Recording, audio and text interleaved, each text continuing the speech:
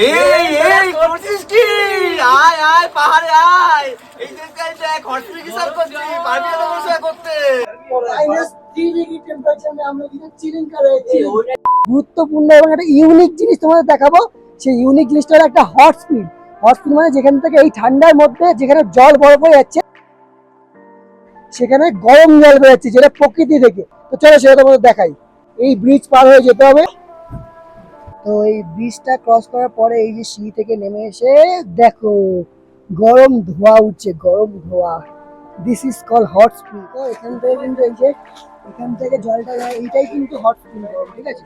এটাই হচ্ছে hot spring. এখান থেকে কিন্তু গরম জলটা বেরোচ্ছে, বেরিয়ে এই যে নিচে এখানে দেখা শুয়েও পড়েছে আমাদের একজন।